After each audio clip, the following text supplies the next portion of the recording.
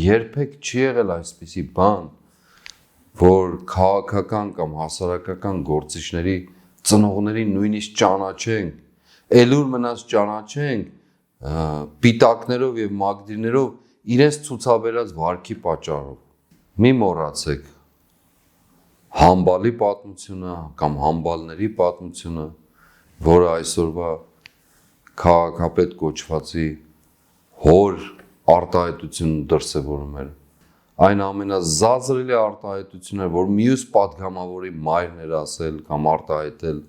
համացանցում։ Նույնիսկ մտքով անպատկերացնելի է դա։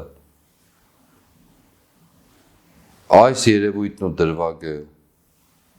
ինչպես է 70-ամյա իրենց ասելով կինը իրենից մի քանի անգամ փոքր իր թոռների տեղ եղող երեխաներին, երիտասարդներին ամեն այլանդակ խոսքերով հայում և վիրավորում և դեռ մի բան էլ սպառնում իր ձեռնափայտով։ Եվ ամենահայտնի դրվագը թքող մոր, թքող որդին, սա անհավատալի և աննկարագրելի, այսպես հերթով կարծես իրենք բացահայտում են իրենց ներսում եղած իրական պատկերը։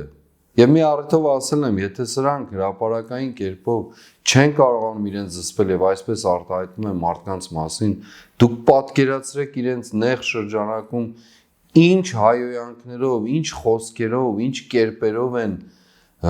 վերաբերմունք ցույց տալիս կամ արտահայտում մարդկանց մասին։ Միայն մտքով